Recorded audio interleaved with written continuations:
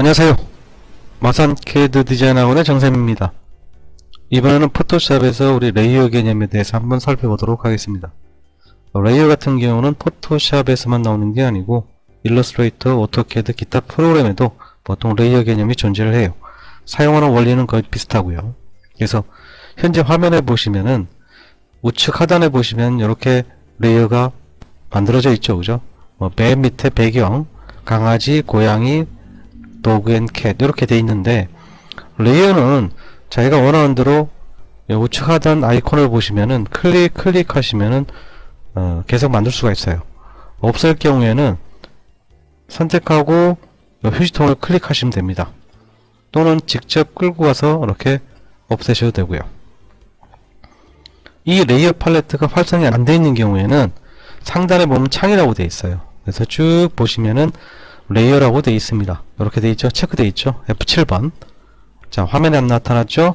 F7번 누르면 이렇게 레이어가 나타납니다. 단축키는 F7번이고요. 직접 클릭하셔도 됩니다. 현재 레이어는요, 우리가 현재 그림이 보여지는 순서, 쌓여있는 순서인데 제일 밑에 강아지가 있어요. 한번 이동을 해볼게요. 자, 현재 보시면은 이렇게 강아지 모양이 있죠. 그 위에 고양이가 있어요. 그 위에 이렇게 글자가 있습니다. 순서를 바꿀 경우에는 해당 레이어를 클릭을 하시고요. 쭉 밑으로 끌고 와서 원하는 사이에 갖다 놓으시면 됩니다. 그러면 이렇게 순서를 바꿀 수가 있어요. 보통 해당 개체를 옮길 경우에는 레이어로 가야 되겠죠. 우리가 포토샵 같은 경우는 보통 레이어 중심별 작업이라고 합니다. 왜냐하면 레이어를 많이 사용하기 때문에 나중에 실제 작업에 있어서는 레이어가 상당히 많아져요. 그래서 이렇게 더블 클릭해서 자기가 원하는 이름을 주시면서 관리를 해주시는 게 좋습니다.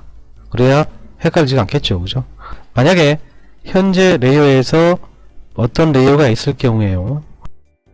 레이어에서 쭉 보시면은 이렇게 보시면 레이어 병합, 보이는 레이어 병합 이러 있죠. 아래 레이어는 자기 자신 바로 아래에 있는 거랑 이렇게 합치는 거예요. 그 다음에 보이는 레이어는요, 물론 다 켜져 있으면은 이런 식으로 다 합쳐지겠죠.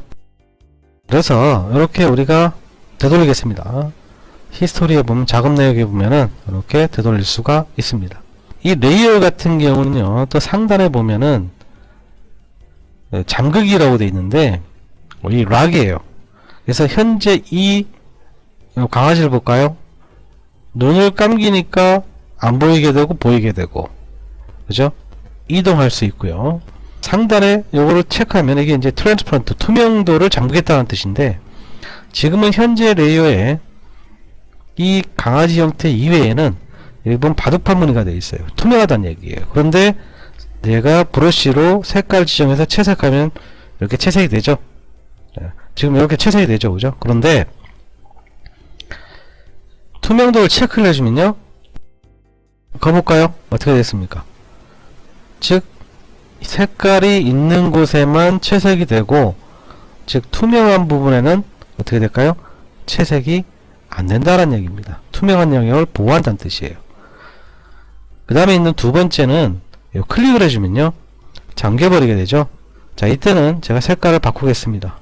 바꿔서 브러쉬로 페인팅 해도 돼. 페인팅이 안 되죠. 그죠? 그래서 채색을 금지시키는 거고요. 세 번째 있는 거는 이동이에요. 아예 이동을 못하죠. 이렇게 이동 금지할 수 있는 거고요. 네 번째 있는 거는 모든 작업을 할 수 없게끔 잠가주는 역할을 해요.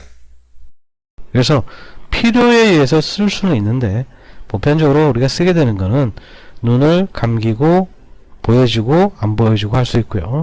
또 투명도 영역, 아까처럼 고양이 클릭하고 고양이 색깔을 바꾸고 싶다 했을 때 선택해서 할 수도 있지만은, 이렇게 투명도 영역을 체크를 해주면은, 잠가주면은 선택한 색깔로 마구잡이로 칠해도 이 픽셀이 존재하는 곳만 우리가 색깔을 칠한다는 것을 알 수가 있습니다.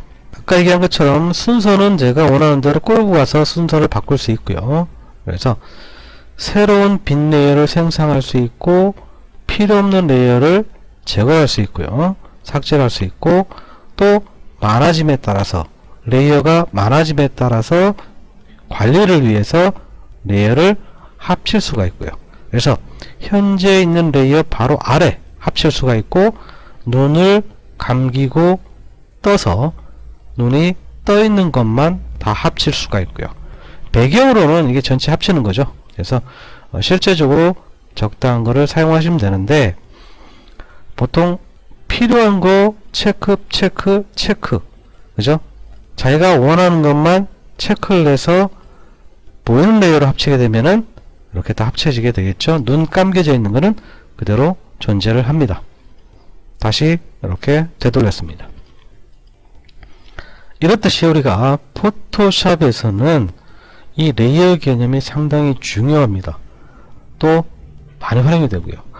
그 다음에 레이어를 우리가 지금은 하나, 둘, 셋, 넷, 5개밖에 없죠. 현재 실무 작업을 하다 보면은 레이어가 상당히 많이 우리가 활용이 되는데 상당히 많아져요. 개수가.